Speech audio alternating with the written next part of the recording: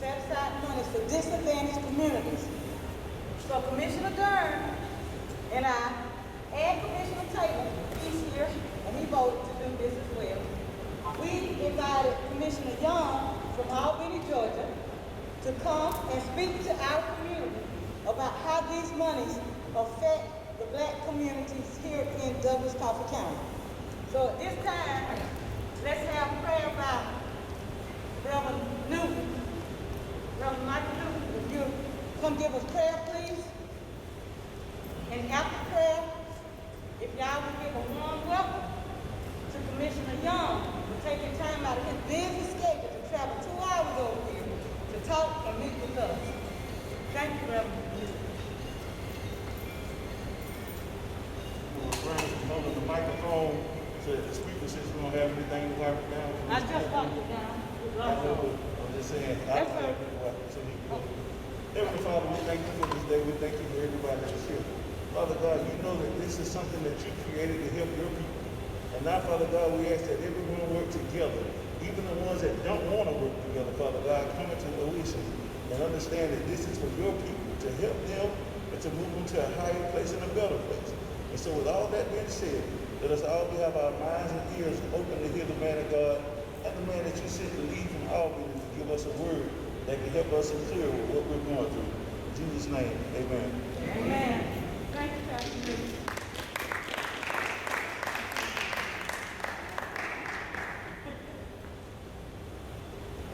I see some whites here, so I'm going to try to do my due diligence. Yes, sir. Because I may want to hold the microphone a little That's bit. fine. That's what I'm calling for. Yes, ma'am. Yes, sir. But I hope you all are doing fine. I hope your families are doing fine through this perilous time that we're in. And ask that you all continue to pray for Albany. You all, I'm sure, have heard how greatly our community has suffered from COVID-19. And really, this pandemic and this particular time that we're in right now, while it's a tragic time, while it's a time that we're trying to find our footing to rebuild our communities, it is also an opportunity. It is also a time that, you know, when you hit rock bottom, that ain't the end, because you can't get up. And usually when you can get up, you can do better, because you've been falling. We know our community's been falling. We know our community's been hurting. Once we get to that bottom, then we can stand up. One of the things that we did to stand up during the COVID crisis is that we got up, we got out, and we voted. We got us a new president. We got us a new administration. We got people who have come to help our community in the form of President Biden and Vice President Kamala Harris. Can you not hear me? Yes, sir. Okay. So we have, even in tragedy, I don't know what the numbers were here in Coffee County, but even in what we've experienced, we have stood up to say that we need a change. We know leadership often provides what our consequences or what our condition is going to be. That leadership that we had for the previous 4 years, I think in a lot of ways led us to what we're experiencing now. And we stood up as a community and said, we need better leadership. This leadership has brought us to the American Rescue Plan. Now, the American Rescue Plan represents $1.9 trillion that is going to be infused into the American economy through a number of funding initiatives. Some of it is going to go to directly to individuals. Some of it is going to go through various programs, but a lot of it is going to come directly to our communities. But whatever way it comes to the community, President Biden has provided guidance as to how he sees this money how this money needs to be spent. And that's in the form of what our executive order is Executive Order 13985. And let me tell you a little bit about an executive order. We know we had a bunch of stuff that needed to come through Congress as far as legislation that needed to be voted on by our Congress persons for quite a number of years. We know that Congress has been dysfunctional. They can't get nothing done. So starting probably with President Bush, you started to see a lot of executive orders that said, okay, by my hand and my official capacity, I'm going to tell my folks to make this happen. So you started to see a lot of executive orders. Now, the special thing with this Executive Order 13985 coming from the Biden plan, it recognizes the plight that we have in our community. It recognizes, number one, that communities of color suffer disparately from poverty. It recognizes that communities of color have historically suffered from systemic racism. Now, you know, whatever you believe, whatever your circumstances is, whatever you all have come through to be here, we know that systemically, the system wasn't designed for our success. We have a president that has put into law that says, I recognize that. I recognize systemic racism has led to a lot of inequality in our nation. So it spells out in his executive order that he wants to provide a government of the whole solution. That means not just with the federal government, but with the government all the way down from his office to your local officials, that says that you need to spend this money in a way that provides for communities of color, communities that suffer from historic poverty, and communities that suffered disparately from COVID-19. Now, I don't know if y'all recognize who we're talking about, but I recognize who we're talking about. I recognize that's my town. That's Albany, Georgia. We had one of the highest COVID infection rates at one time in the world. Not the country, not the state, but the world. A little bit behind Wuhan, China, where the virus started. And we also have systemic racism. As some of you may know the history of Albany, just like the history around here. Albany is surrounded by a bunch of plantations. We know what that system has historically done for our community, and that system still exists in a lot of ways politically today. Now, once we recognize this, we knew this $1.9 trillion. For one thing, it's a once-in-a-lifetime thing. We don't want to look at COVID in any way as some type of, fortune. It's an absolute misfortune, but it's also an opportunity with these monies coming forth. And simply put, President Biden recognizes that so we can build our communities back better, and that's what this is about.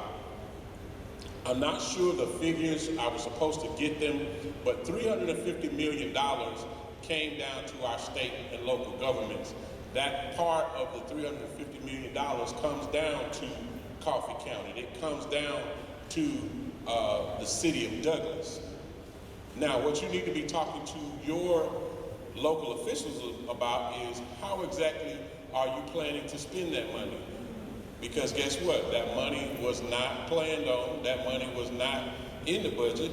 That was some money that, that was sent because we got the right people in office.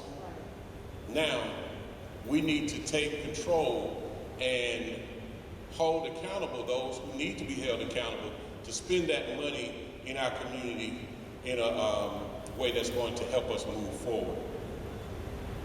So when we talk about advancing racial equity and supporting and support for the underserved communities. We know that's Hartford County. We know that's Albany, Georgia. And I'm gonna step back here so you all can see a little bit. And this presentation was drawn up by the Southern Regional Coalition of Black Chambers of Commerce, and the calls that your local councilmen have been on with me were with these ladies and gentlemen here, and the main one is Mr. Michael Hill, and he was the president at one time of the Atlanta Black Chamber of Commerce. So a lot of times, you know, they're, especially in Atlanta, they recognize that a lot of these federal dollars are coming down to the communities, so we can take advantage of them. Sometimes down here in South Georgia, we don't know. We don't hear it until the last minute, and we know the money gets redirected. So this is talking about the zones where we see a lot of different poverty. If you look over in our area, if you look over in Georgia, you see exactly where Albany is, you see where Hartford County is, and it talks about, you know, the disparate effects of you know, underserved communities and things like that. Now again, on February 5th, 2021, that's when President Biden, along with Vice President Kamala Harris, put forward this initiative that would rebuild our country after COVID-19. It's a plan that we have to restore our communities. These are some of the quotes from various media about the plight of the Black community. Talks about the disparities. Black Americans were 37% more likely to die than whites after controlling for age and sex during the pandemic. If you know, over time, these are the disparities that we know we have in our community. We're more likely, and we're more likely to die during COVID-19. This lays out the you know, case for how we disparately suffered through COVID-19. These are some more of the statistics. Y'all forgive me, my eyes are a little blurry from being on the road, but if you know, see these quotes, this lays out the case and the information that we know is out there that makes the justification. So when you're talking to your local officials, and you know, local officials who aren't, you know, people of color, these are facts. This is not us just complaining about we need to do something for Black folks. This is the reasons why. These are the reasons why we're laying this case out.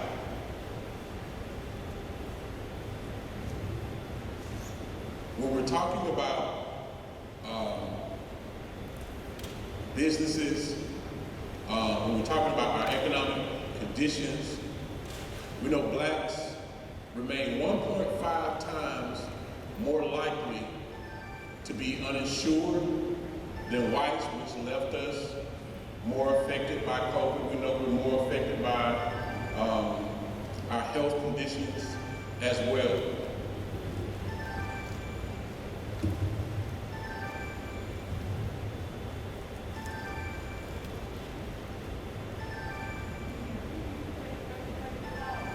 No. Relative to their share of, I need somebody to read this for me because my eyes are really. Relative to their share of the residential population, we found that Black drivers were on average stopped more often than white drivers. Among stopped drivers, we found that Black and Hispanic individuals were on average searched more often than white individuals. So when we're talking about that again, we're talking about systemic racism. These are the justifications that President Biden is making for how we need to spend this money and how we need to heal our country. We'll go through a few more of these, but we want to, you all know a lot of these things. Report. Associated Press report. Death penalty cases show history of racial disparity, but it also showed that the killers of white people were more likely than the killers of black people to face the death penalty, and cases with white victims were more likely to be investigated. We're talking about systemic racism even through our criminal justice system. Now we're going to talk about a little bit about our economic conditions. This is a graph that shows the median income for white people versus black people. We know that our Hispanic community has surpassed us in wealth creation. Yes. They have gone ahead of us in wealth creation. We know part of that is part of how the system is designed. We're looking down here at Hispanics. If you look, go forward here, on the dollar, if you're looking at the blue line, that's the white wealth gap between, or the racial gap between white wealth, Hispanic wealth, and black wealth. Now you may think that's a gray bar. I'm sorry. You may think that's a gray bar that's next to black folks, but that ain't our bar. If you look at that line all the way down, that little gray line, can y'all see that little small gray line? That's us. 1 cent on the dollar. When you're talking about the wealth gap between white folks and black folks, and again, our Hispanic community has surpassed us, and they have 8 cents on the dollar. When you're talking about income, those are the disparities that we're seeing right now.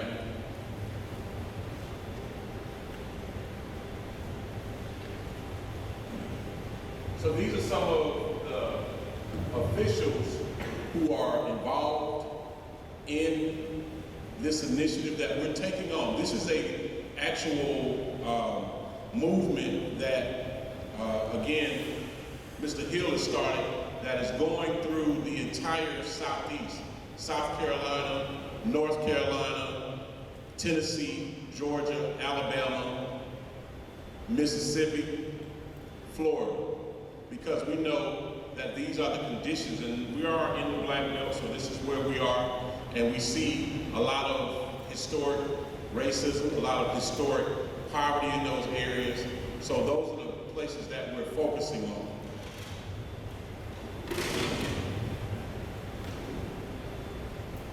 So when we're talking about equality versus equity, a lot of times, you know, even coming out of the civil rights movement, we know the civil rights movement was about us. It was about the work that Dr. King, a lot of folks here in Hartford County, Albany, Georgia, Birmingham, Alabama, fought, bled, and died for. Now you would think that those gains that we made in terms of the civil rights movement were for black folks, but they actually turned out to be for everybody.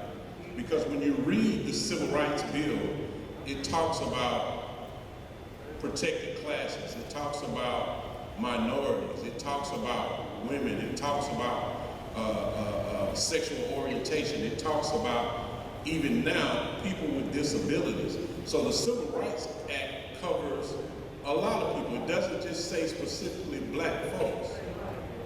But we, as a people, fought for those gains historically. That's some knowledge that you need to know.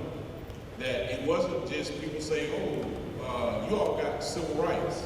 Civil rights are for protected classes of people that have been discriminated against. And that's not just black folks. But what has happened when you have seen equality, or you're talking about equity, let me explain it to you this way. Some of you probably have seen this meme when you see these three people standing up to a fence post trying to look at a ball game. Now you got one guy who's real tall. He can see over the fence. He can see the whole ball game looking over the fence. You got one guy, he's not as tall, but he has to kind of, you know, peek. He might have to jump up to see every little now and then to see the play. Then you got one guy, he's so short, he can't see anything. So somebody says, okay, let's make everybody equal. So they come by and they give everybody a 3-foot footstool to stand on. Now the 3-foot footstool is equal. Everybody getting the same help. But guess what? The tall guy, he didn't never need it in the first place. The guy who's jumping, it gets him a little bit closer, so he may not have to jump to look over the fence. But the guy who's way down here, it still don't help him because it's still not enough. But everybody will say, okay, well, everybody got the same thing. Everybody got help. But that's equality. That's not equity. What equity is when everybody gets what they need, the same opportunity to help them get the same opportunity to see the game. So the guy who's way down here, he may need a 6-foot stool to see the game. The guy who has to jump up, he may need a 1-foot stool so he can see without jumping. The guy who's tall enough to see over the fence, guess what? He didn't need it at all. But that's what we saw through the previous administration when they talked about giving aid during the pandemic. A lot of folks got aid that didn't need no aid. A lot of folks got aid that, you know, was just extra and above that didn't really suffer, but we suffer. So we need to make sure that this money that's coming down right now through the American Rescue Plan with President Biden is going to provide equity. It's going to provide an opportunity for our people.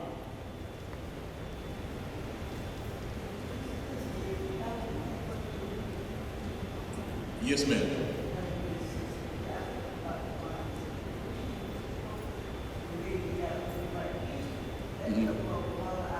Absolutely. We need to learn our history when we're talking about these things. Yes, ma'am. All right. So when we're talking about the COVID relief bill, those are the things that we're talking about, providing equity, those set-asides. Now, when you saw stuff, so we're talking about advancing racial equity and support to underserved communities through the federal government. Now, right now, because of our state government, I just have to say it, our governor, you know, they're going to control a lot of the state money the way they want to control the state money.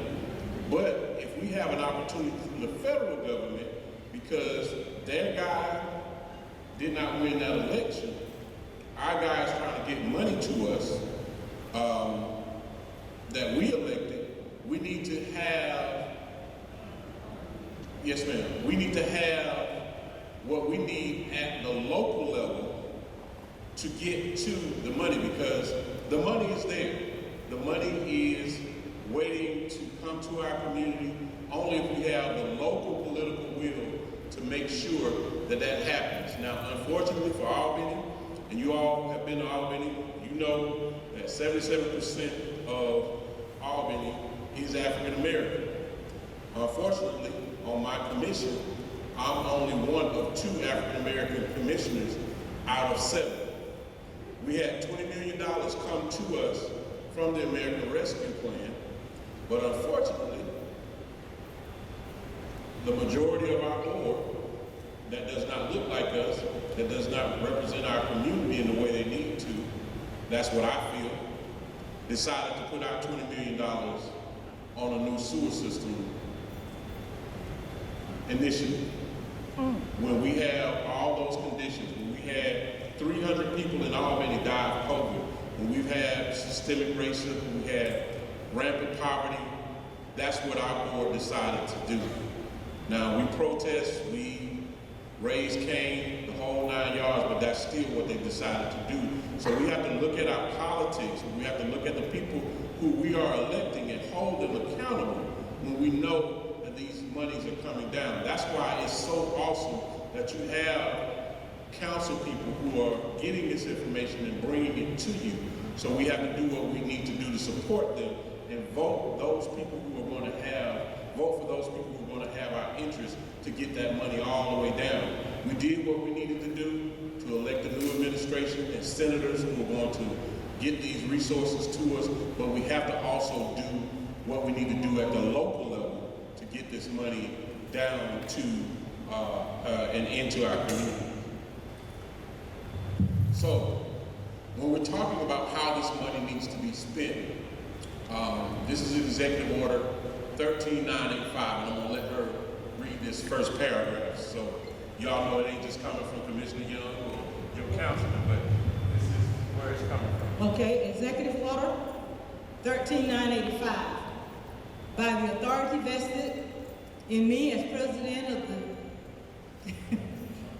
by the Constitution and the laws of the United States of America, it is hereby ordered, Section 1, policy, equal opportunity in the bedrock of America. I'm gonna stand up because I don't have my glasses on.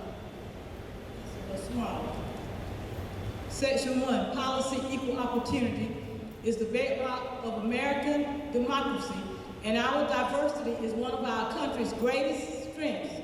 But for too many, the American dream remains out of reach.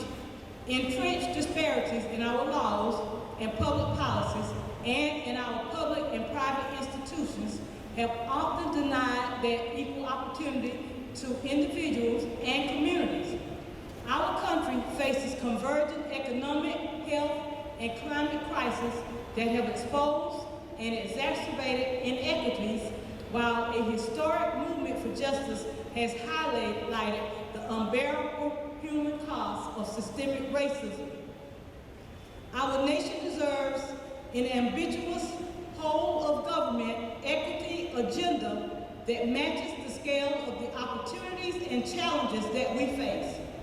It is therefore the policy of my administration that the federal government should pursue a comprehensive approach to advancing equity for all, including people of color and others who have been historically underserved, marginalized, and adversely affected by persistent poverty and inequality. Affirmatively advancing equity, civil rights, racial justice, and equal opportunity is the responsibility of the whole of our government. Because advancing equity requires a systematic approach to embedding fairness in decision-making processes, executive departments and agencies must recognize and work to redress inequities in their policies and programs that serve as barriers to equal opportunity. Thank you. Now, I can't get any plainer than that. And what I want you all to understand that this is not Commissioner Young talking. This is not your commissioner talking. This is the President of the United States in an executive order. This is law, y'all. This is law. This is how federal dollars should be spent, and this is how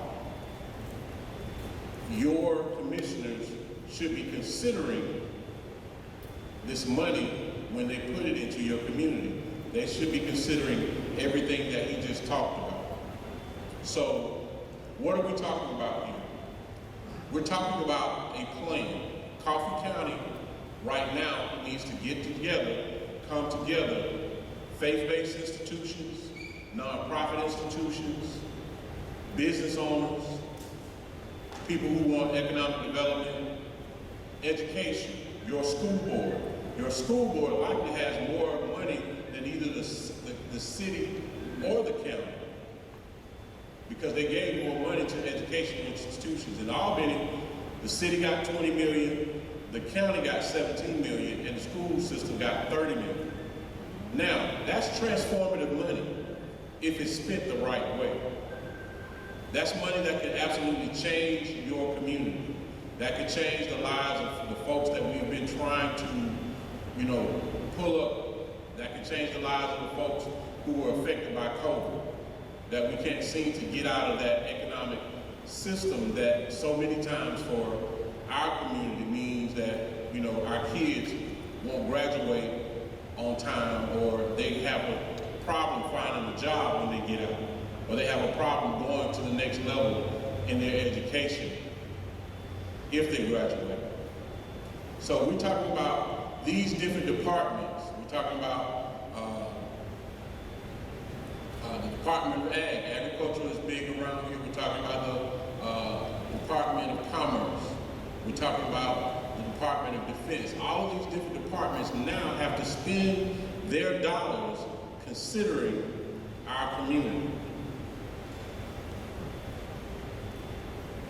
Now, these are some of the numbers that are going to come down, or that have already come down, in terms of how much this money, when I say it again, $1.9 trillion is going into the American economy.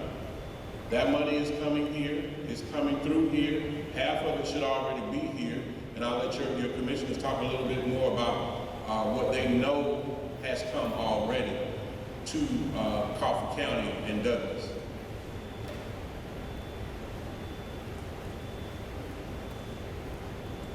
Again, $1.9 trillion in COVID relief. Now, that's what makes me kind of upset about Albany. They know this money was COVID relief.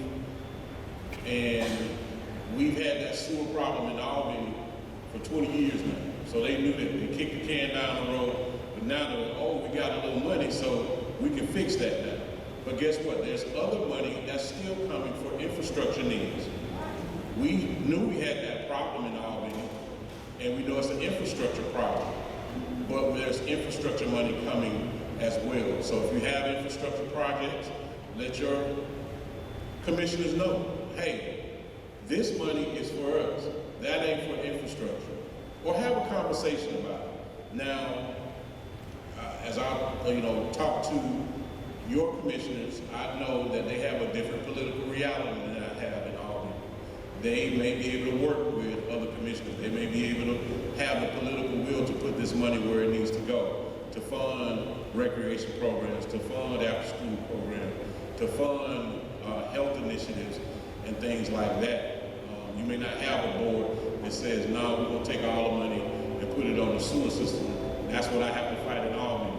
But we still have to have support from the community to say where this money needs to go. So we need to be coming together to talk about what can we do. The biggest thing about this money is that this money is absolutely discretionary. And these are some of the nonprofits that we have worked with going through this process. This is a good friend of mine from Albany. Her name is Sherelle Berg. She runs Sawega Rising. Sawega is short for Southwest Georgia Rising. And she has a nonprofit that we've been lobbying for to get funding for a lot of initiatives.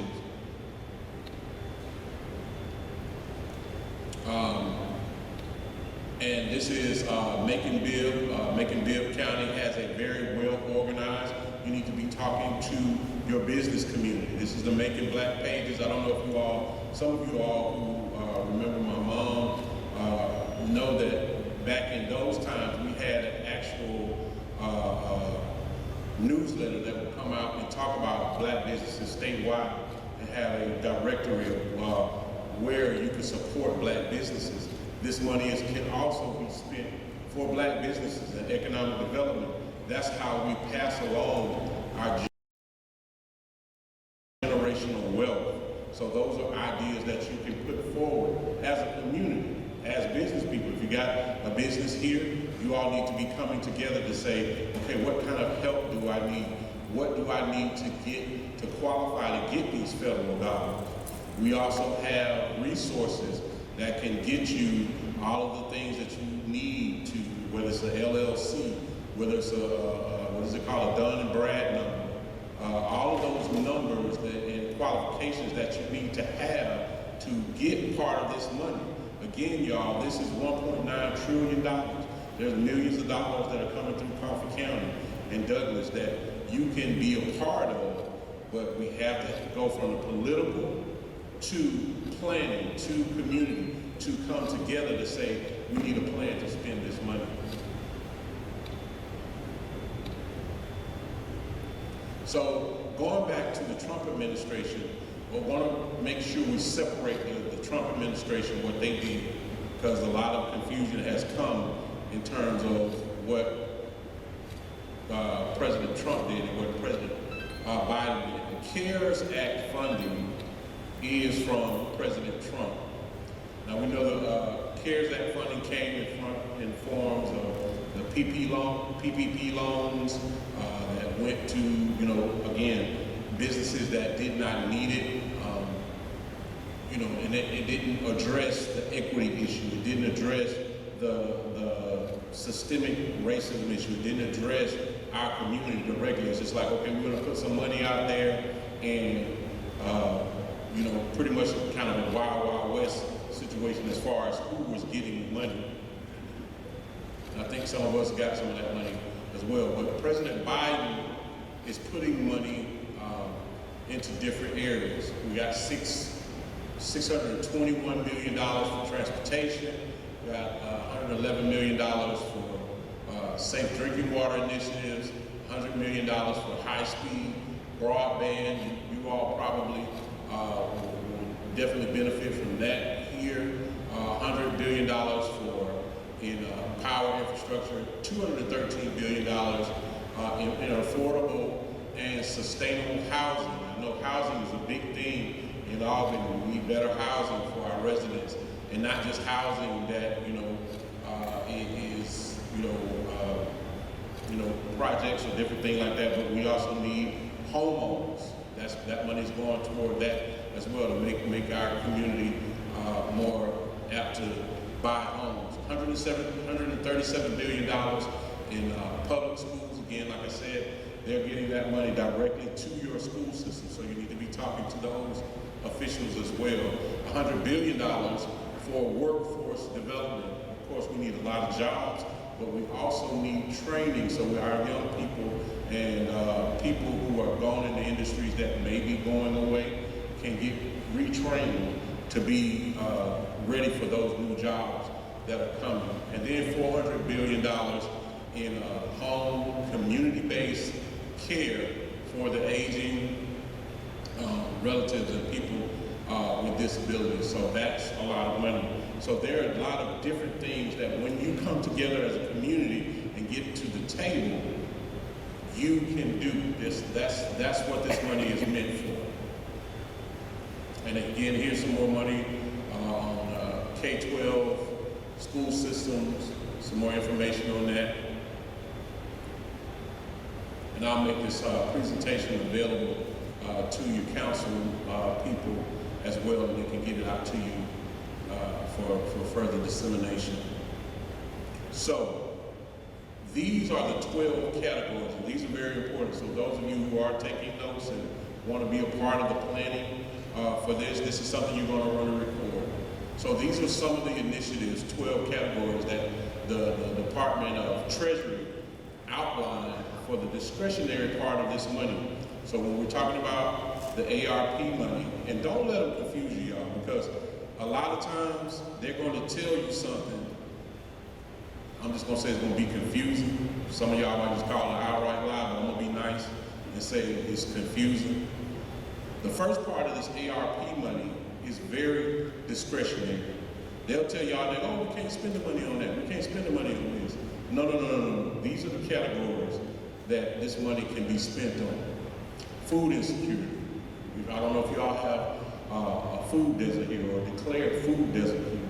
So if you only got like one grocery store, for the entire neighborhood, and folks have to travel to get down to the Walmart, and you might need a grocery store that's a little bit closer. We're talking about food insecurity. We're talking about getting fresh foods to our people, not just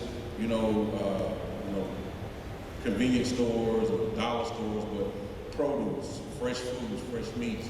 And we're talking about food insecurity. We're talking about employment assistance. We're talking about mental health services. We know our people need mental health services. We don't talk about a lot about that in the Black community, but we know we need mental health services. These are the categories that you can plan on in terms of using this money. We're talking about child care and youth services. We know we have an exploding problem with our youth violence, youth crime, those types of things. So we know we need more of those services. We're talking about education support. We know we had a lot of loss of learning because of COVID. You know, when schools closed, those children are going to need to be able to catch up.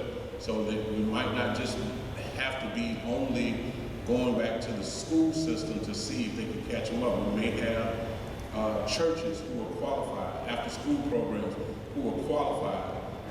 You can use the money to rehire retired teachers, and when those kids get out of school and they go into an after school program or they're going to play whatever sport they play in here in the gym, you can have somebody that has some money to get paid to help them outside of school with their homework.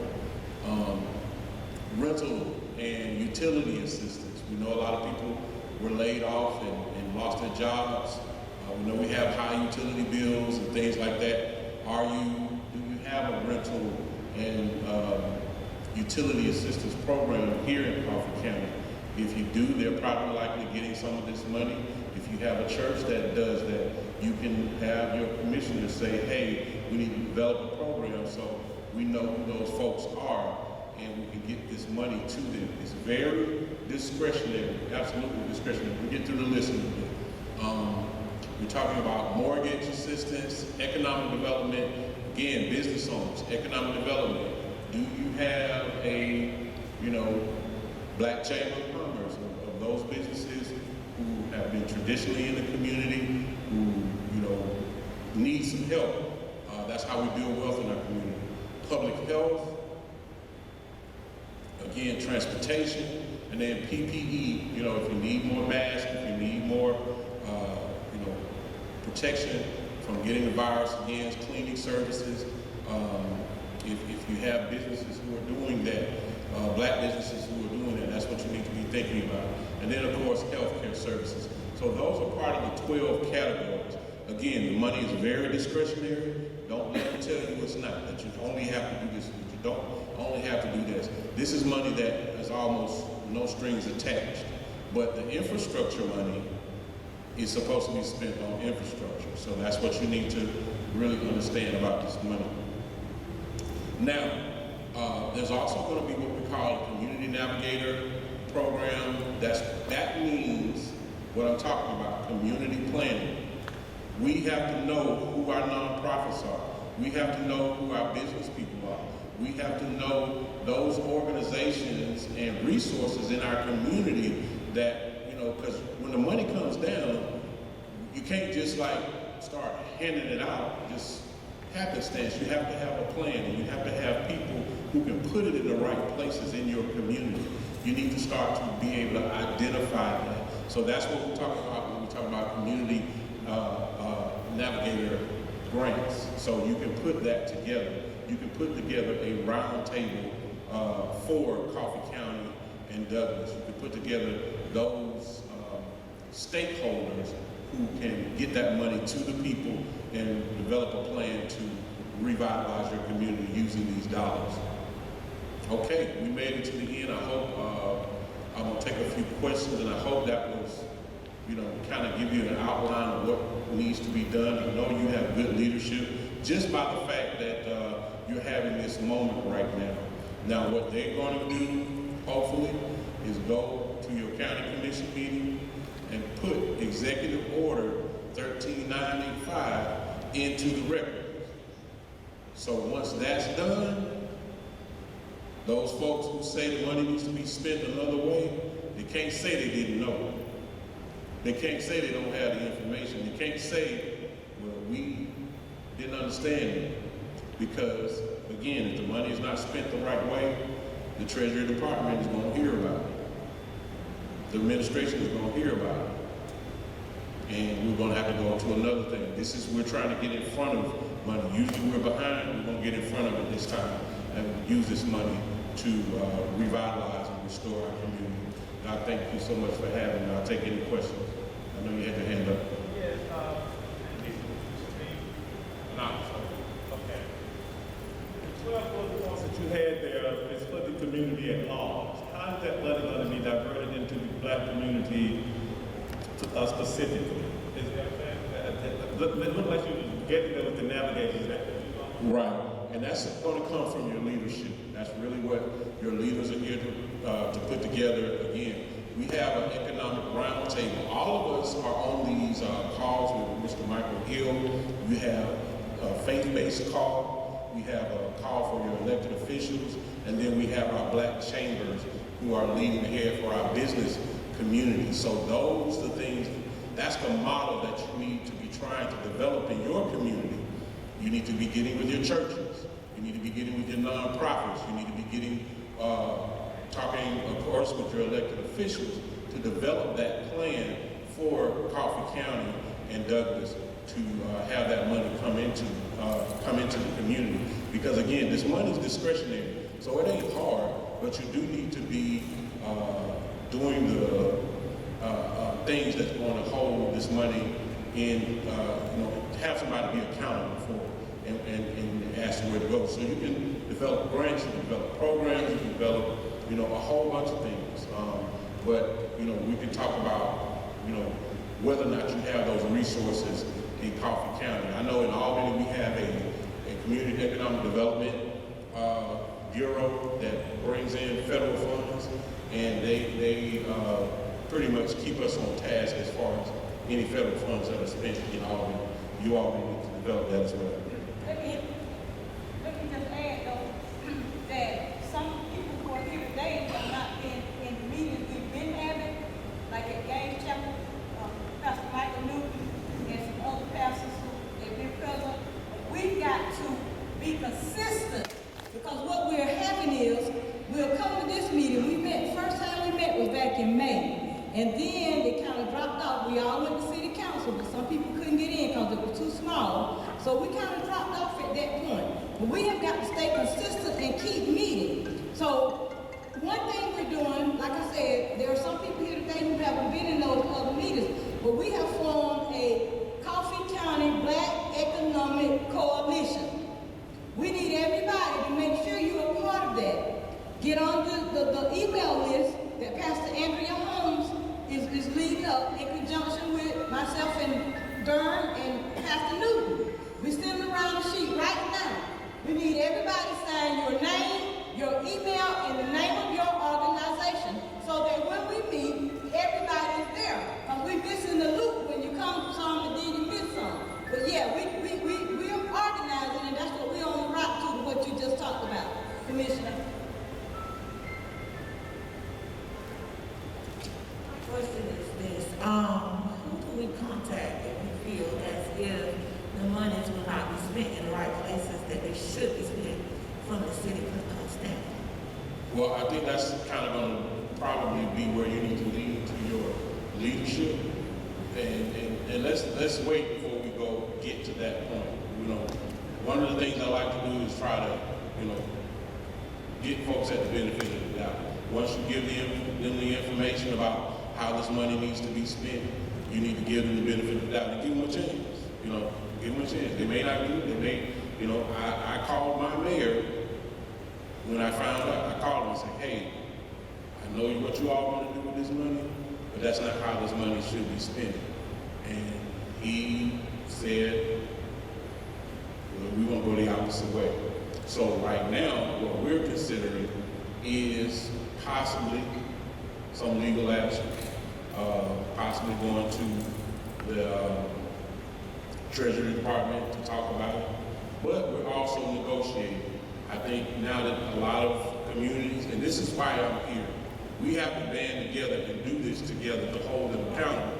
If they hear that Coffee County is doing what they're supposed to do with the money, if they hear that Macon is doing what they're supposed to be doing with the money, then that's going to put pressure on Albany to say, hey, we need to do what we're supposed to do with the money, because the Treasury Department is watching. Right now, and this is why this is so important to me. I'm actually supposed to be in a meeting with Senator Ossoff right now at Albany State, but I wanted to be here so we could get this information. Senator Ossoff knows what we're going through in Albany, so that's one of the things. We send that complaints of those things upline because they know what's going on. They know that we still have Republican leadership that are still upset about the election, that in some places, in some counties and cities, they're absolutely refusing the money. They're saying, we don't even want to send it back. All because President Biden said, send it back, we don't want it. That's what some counties are doing.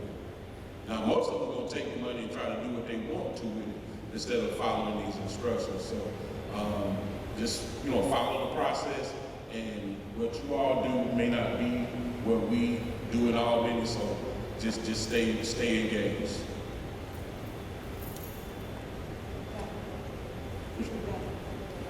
Okay.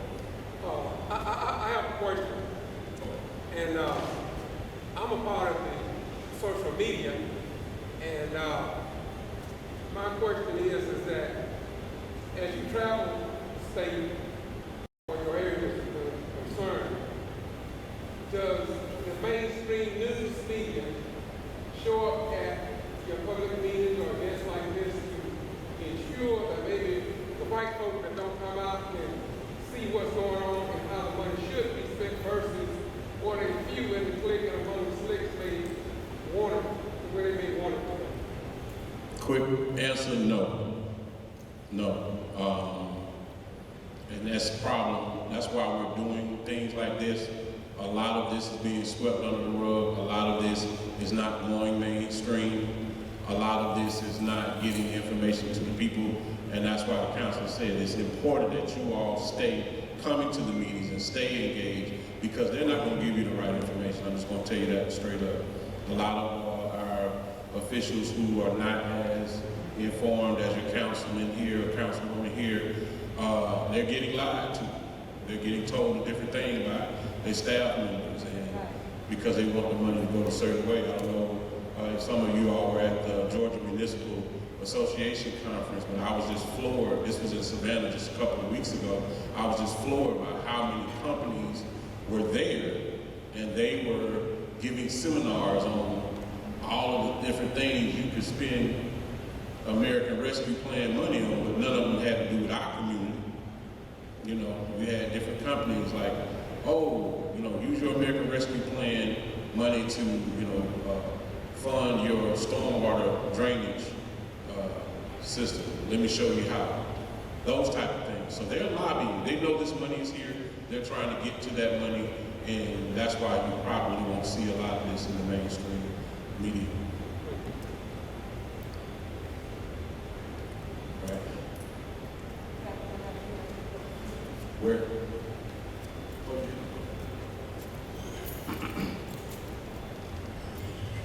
Like Commissioner Pearson just said, we are meeting. We hope that everyone comes to the meetings because what the city manager did on yesterday, he reached out to Douglas now and contacted Robert Preston for them to present their side of the story.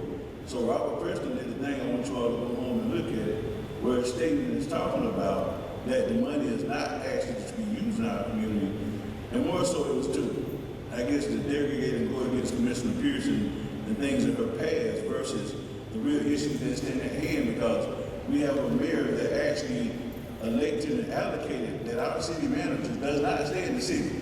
Most cities, the city manager has to stay in the city.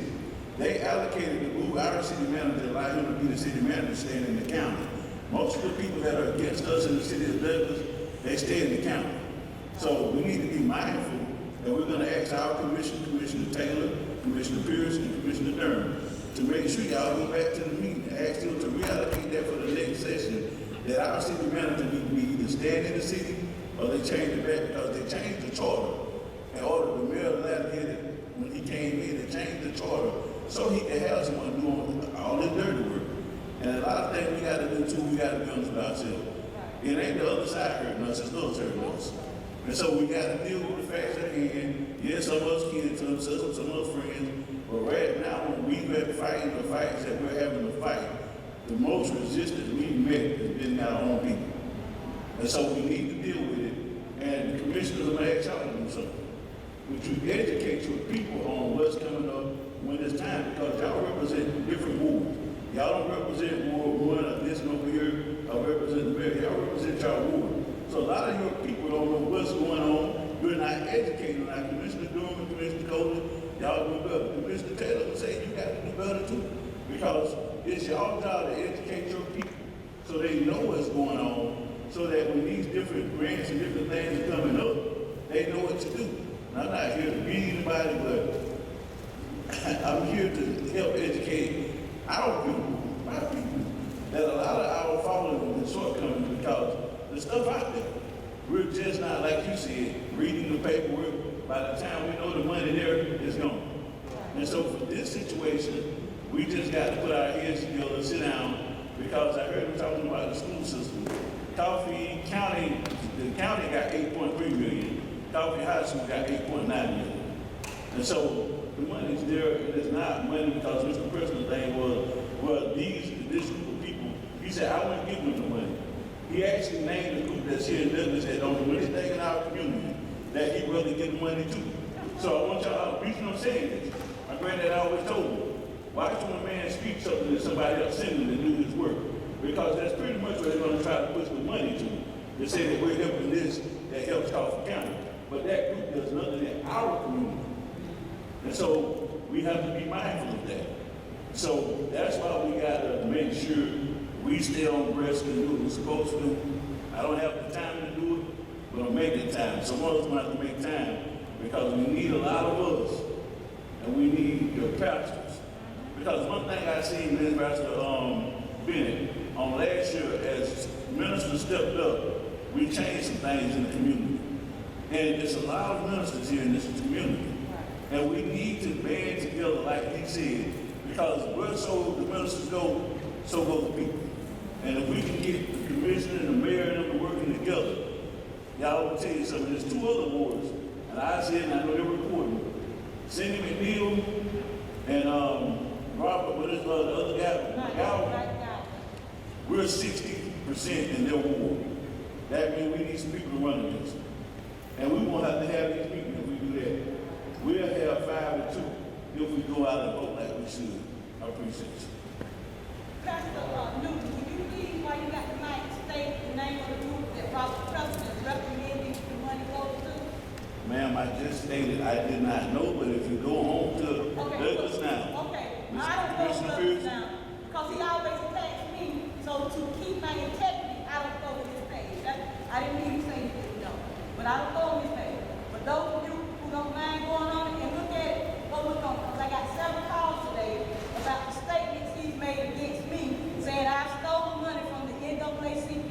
I have been a lifelong member of the NAACP all my life as a little girl because my mother was president of the NAACP. Our president is going to be there tonight, Lord willing, to address that I stole no money. But I was told that that's why I don't go and visit Douglas now. Because I would, if I did, I would really get out of my character. And God knows I'm doing the best I can to keep my integrity.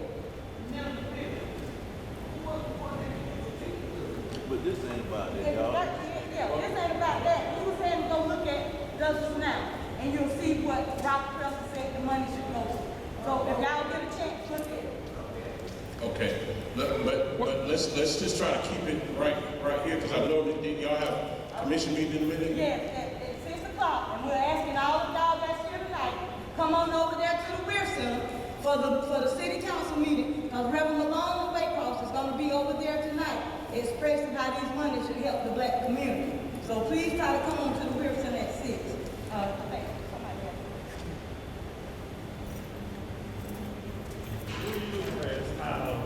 $13,985, and the American Rescue Plan is the same and different. How one affects The American Rescue Plan is the $1.9 trillion package that Congress sent down to effect COVID relief. President Biden's executive order 13985 is how he spells out how communities, local governments, whoever is getting this money should spend this money and how they should consider it in this money. That goes down to when you, and then I'm a public administration person. So when the federal dollars come down, they don't just come down. There is instructions on how to spend it. And those instructions are actually law. We don't get to see it. It doesn't necessarily come from your Congress people, but that's how a lot of money gets directed or redirected, because they can say something at the congressional level of what this money is for, how this money is spent. But when you get down to your departments, that's why part of that, slide shows all the different departments that are affected. Those different departments is get to make rules, get to make policy, get to make decisions on, okay, well, we're going to do it this. But the president's executive order spells out what is supposed to be accomplished with all these federal dollars that are coming out. That's the difference. Now, you have a question. So were there any monies appropriated in particular for 13985? Every federal Biden administration, 1395, all federal monies fall up under President Biden, 1395. Once we get a new president, that could go away. They could say, okay, that was Biden's thing, that's not what we're going by.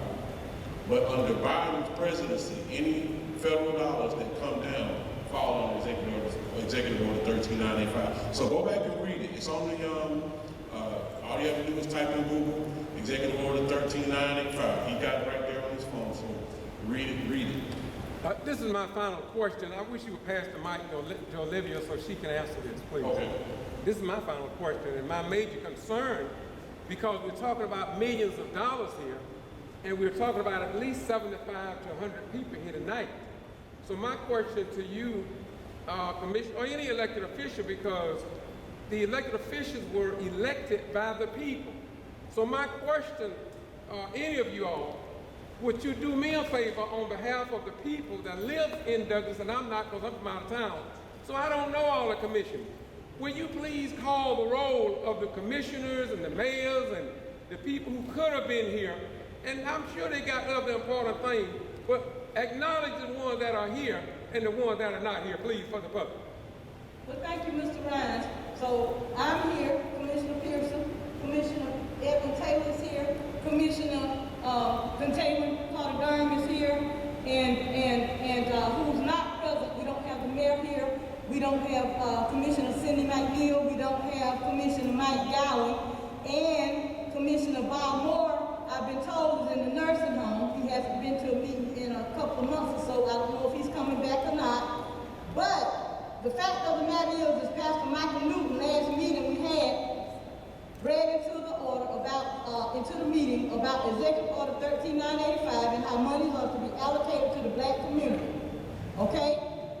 At the end of that night, after the meeting was adjourned, the mayor came over to Commissioner Durham and he stated, I can go ahead and tell y'all right now, I am going to vote for what's the best interest of the city of Douglas concerning that money. Those were his exact words. That's why it's so important. And I lie to you not, Commissioner Durham is here, and if he speak up, he'll say that's what he said. I don't know if you were standing up there or not. But anyway, the bottom line is, we need people in office who's going to represent us. If this money can be used at the discretion of the local governments, why in the world would you not vote for the citizens to benefit? They can get help with housing, they can get help with their high light bill. The lady called me this morning, her bill used to be $300, and now it's $700. Okay? This could be money helping people on these high light bills. It could be helping get the block up there, the Kings, the Swansons, all of that stuff renovated and getting revitalized and operating, having an after-school program up there, or the churches to have the PPE cleaning supplies. There are numerous ways. I could go on and on. We could have a job career placement center teaching our young folks that's going to drop out of high school how to get their GED.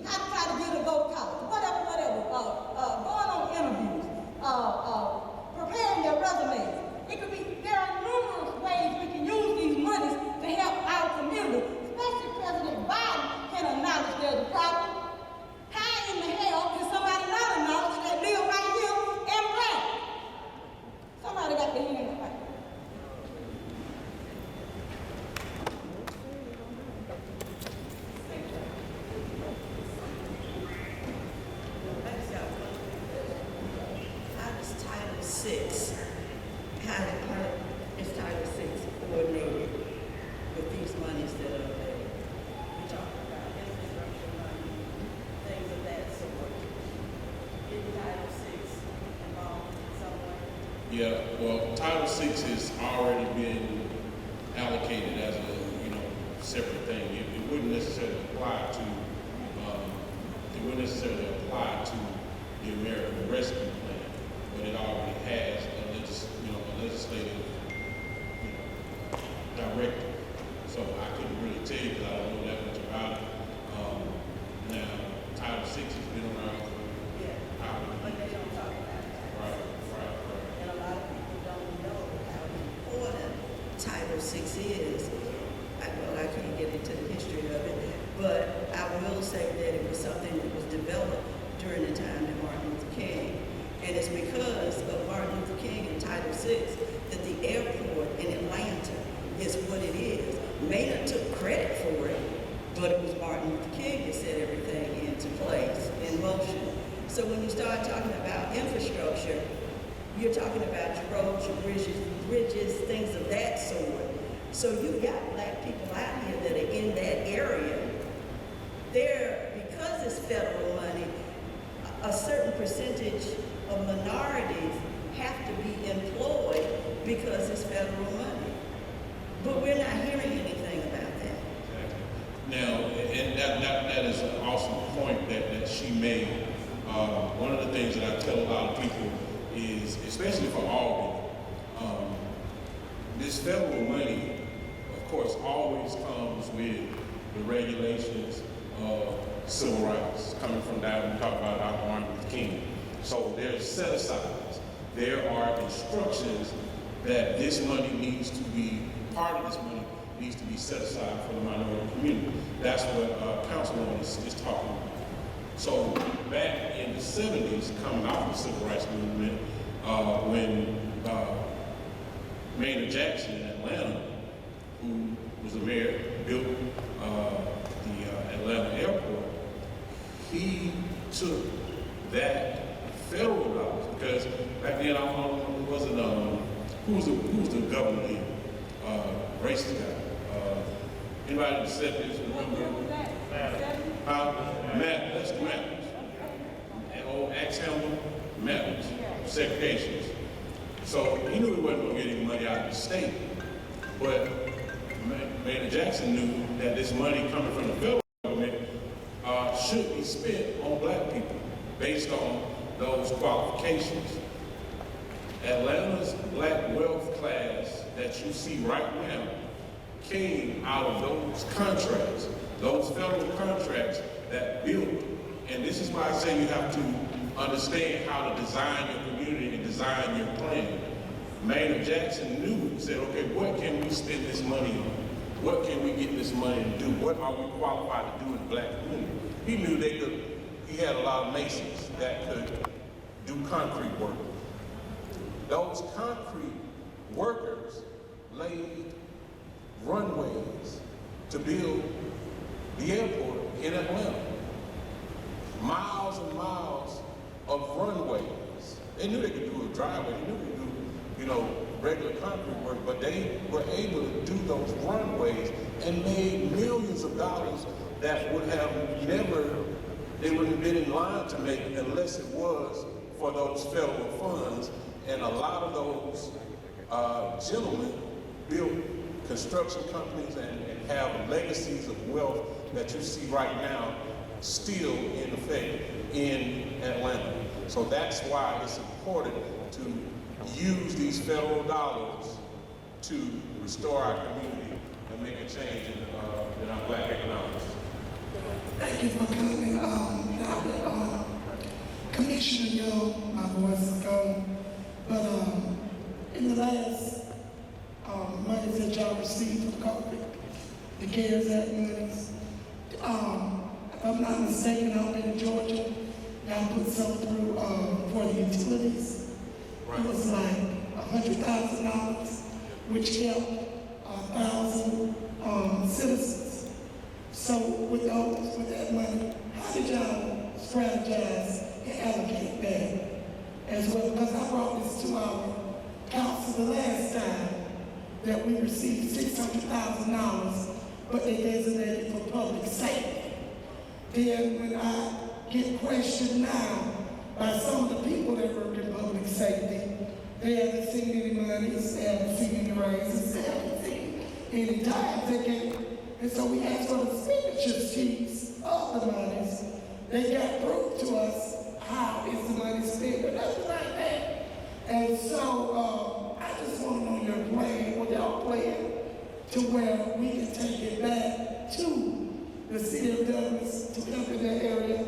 Also, I think I'll put some money as well too in housing and everything. So those are the things that we want to strategize and see, because our wards, my ward, Commissioner Ed Taylor Ward, Commissioner Pierce Ward, our wards we get a revitalization plan on the city of Douglas. And our wards are where the most vacant areas are that they try to say. And so a lot of our houses need fixing, a lot of our houses need done, a lot of the things. And I see that y'all did in our building, y'all allocated that money. So can you give me any points, please, of that? And when it came down to that, the mayor did say that he's going to make both in the midst of the city. But my thing, we need to vote on what's best for the citizens. I mean, I see a lot of cities, Atlanta, a lot of them was helping with water bills. And the thing about it is now, we still facing COVID. Our numbers are still going up. They're sitting classrooms on every day. So we need to put something in structure to help these business owners, help these nonprofit organizations, and help our citizens as well with that. So that's a great question. And that goes back to what we were talking about the community navigator grant information.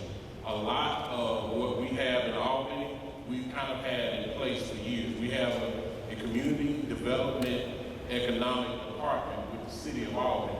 Now, of course, that department serves a lot of those purposes. That department is the one that does housing. That department is the one that does light bill and utility assistance, rental assistance, does home ownership programs. But of course, the majority of our commission don't look at that particular department in high regard because it's for us. They don't fund it. It's funded only by federal dollars. The city itself don't put any money into that department. That just tells you how highly it's regarded because it's mainly helping our community, helping the black community. And so that was one of the things. So what you need to do here in Douglas is you all need to look at best practices as officials. That's what you need to be talking about with your city manager. You need to be looking at best practices of what they're doing in Macon-Bill to have a minority business development center. We used to have that in Albany, but then they closed it saying, well, we don't need that. But we do need it. We do need that help for our minority businesses so they can qualify for this federal money. Because that's part of the problem too. We have an airport, so we get millions of dollars in federal money for airport, but we do not have not one minority contractor who gets money from doing things at the airport in Albany, Georgia. And we got 77% black population. That's what we're dealing with. I would like to know how is it that we're going to be able to get Bob Moore since he's in the home and get somebody in his place for commissioner.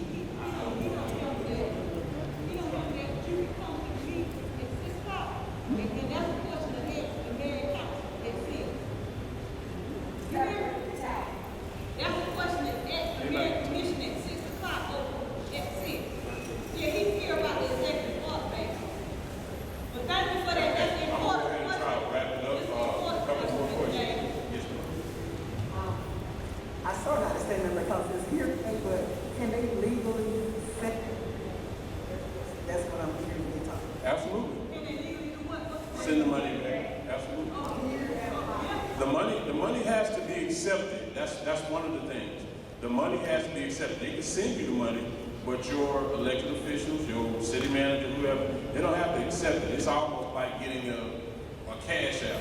You have to go send no, literally.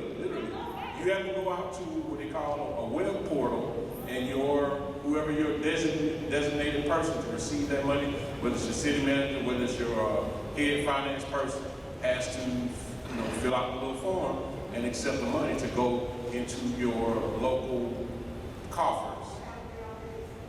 I'm pretty sure they have. Yes, it's been accepted and it's in an account.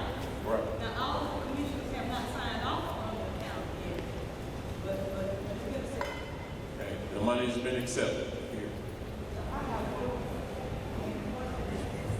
Because I did go to Douglas now, and one of the things that you talked about was the money, the $2.225 trillion dollars that are going to come down, right? So that's not a part of the first lateral that came, the 13,985, or is it? Because what I'm seeing is he's saying that part of the money that's going to be used for this money is to make necessary investments in water, sewage, and broadband. But that's on another scale. Right. And that's what I'm telling you. There is a lot of money. Yeah. But I don't know what Douglas now is or who's controlling it or whatever. I would tell you to go to the Treasury Department. If you want the real story on the horse's mouth, because like I said, all this information that I gave you is not Demetrius Young. That's Treasury Department. That's the White House. That's not anybody from any local government in Albany, whatever. There was $1.9 trillion in total. Now that money is going to be divided up in various things. The state also has some money for Douglas if you apply for it. Did you all know that? The state has money for it. If you have a specific program, like she was saying, and this is coming from Governor Kemp. See, now Governor Kemp got the state money. He said, okay, well, we'll let you all get the money, but you're going to have to apply for it. Even nonprofits can apply for money directly from the state. So you nonprofit folks, you churches who have a 501c3, you need to be applying. You need to hurry up because the deadline is at the end of the month, Sunday. So yeah, you need to be applying for money, and that's on the state website, on Governor Kemp. You need to look up American Rescue Plan, Governor Kemp, and that'll take you to their portal to apply. Now, if you have a specific program or a specific project, as it was in my city, because that's why, my colleagues now, they're kind of backtracking on a lot of stuff because we told them from the beginning, you're going to get infrastructure money. So guess what? As my lady here said, there's money for water sewer projects, and they're like, oh, we got more money. No, you got the money that you were supposed to get, that we told you about, that you didn't have to spend the other money. Right. Exactly.